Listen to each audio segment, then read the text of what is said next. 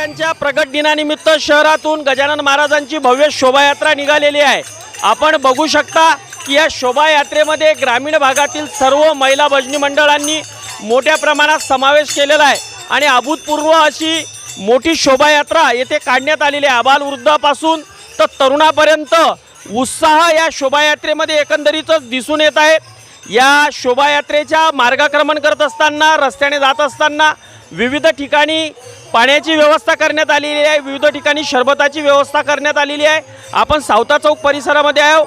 सावता चौक परिसरामध्ये सुद्धा सावता मंदिर देवस्थानच्या तर्फे यांच्यासाठी शरबताची व्यवस्था करण्यात आली आहे। अशा जागोजागी अनेक प्रतिष्ठानतर्फे ही व्यवस्था करण्यात आली असून सर्व गजानन महाराजांच्या भाविक भक्तांमध्ये एक उत्साह आहे, एक जोश आहे आणि गजानन महाराज प्रगट दिनानिमित्त या महिलांमध्ये प्रचंड भाविक भक्तांनी त्यात सहभागी झालेले आहेत।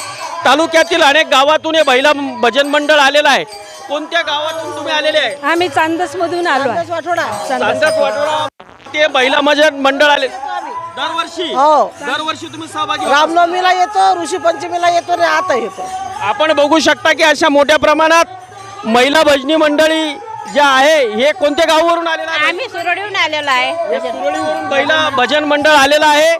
भाविक भक्त आपण बघू शकता असंख्य प्रमाणात येथे मोठ्या प्रमाणावर ही जी रांग असेल आपली राम मंदिरापाशी जर पहिले याची सुरुवात असेल तर केदार चौकापर्यंत याचा शेवट आहे।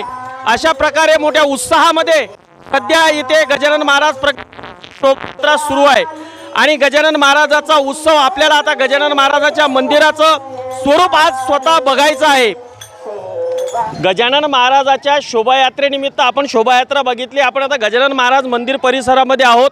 पोलीस प्रशासनातर्फे नागरिकांच्या सेवेसाठी इथून बॅरिकेड्स लावण्यात आलेले आहे आणि पोलीस प्रशासनातर्फे सर्व नागरिकांना विनंती करण्यात आलेली आहे की या बॅरिकेडच्या आतमध्ये कोणीही गाडी नेऊ आणि पोलीस प्रशासन जे आपल्या सेवेसाठी सदैव 24 तास तत्पर आहे त्यांना सहकार्य करावं आणि या गजानन महाराज परिसरामध्ये जी मोठ्या प्रमाणावर यात्रा आहे या यात्रेचा दर्शनाचा लाभ परिसरामधली एक सुरक्षा व्यवस्था कशी ठेवण्यात आलेली आहे, भक्तांची सोय कशी आहे आपण ते प्रत्यक्षात बघूया। प्रत्यक्षात गजानन महाराज मंदिर परिसरामध्ये आपण येथे आलो असताना सेवेकऱ्याच्या वतीने प्रमाणात चप्पल स्टँड इथे ठेवण्यात आलेला आहे। सर्व भाविक भक्तांनी दर्शनासाठी कितीही मोठी गर्दी असो तरी सेवेकरी सुद्धा मोठ्या प्रमाणात त्यांच्या सेवेमध्ये आहे। आपण सुद्धा शांततेने आणि संयमाने दर्शनासाठी गर्दी न करता दर्शन घ्यावं असं आव्हान या गजानन महाराज संस्थांतर्फे करण्यात आलेलं आहे। पोलीस प्रशासन असो सेवेकरी असो या सर्व प्रशासनाच्या वतीनं उत्तम व्यवस्था या ठिकाणी आहे। आपण बघू शकता की या बॅरिकेड्सपासून कोणत्याही प्रकारची गर्दी न करता अत्यंत शांततेने आपल्याला पुढे दर्शन घ्यायचं आहे।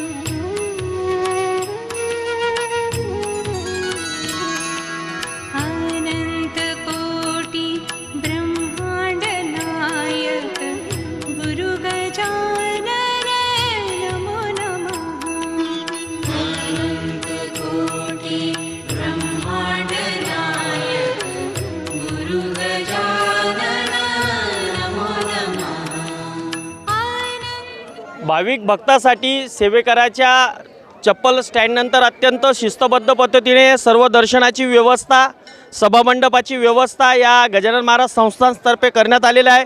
दरवर्षीप्रमाणे आपण बघू शकतो की आपले डॉक्टर सुनारे सरांचा आयुर्वेदिक कॅम्प आहे। सर आपण दरवर्षी या संस्थांमध्ये सेवा देत असता का? हो, आपलं हे आयुर्वेदिक जे कॅम्प चालतो हा मुसळखेडले पहिले 16 वर्ष चालला, त्याच्यानंतर 5 वर्षापासून गजानन महाराज संस्थेमध्ये इथं आपण कार्यरत आहे। निमा संघटना आणि आयुर्वेदिक श्री विश्वकृपा आयुर्वेद असं संयुक्त विद्यमान हा कॅम्प असतो। निमा संघटनेचे अजून सदस्य आपल्यासोबत खिरडे सर आहेत। सर तुम्ही काय सांगाल आज काय म्हणजे भाविक भक्तांना काय सेवा आपण तुम्ही या वैद्यकीय सेवेच्या माध्यमातून देता? आता या मंदिरामध्ये प्रत्येकजण काही ना काही आपापल्या परीने सेवा देतात।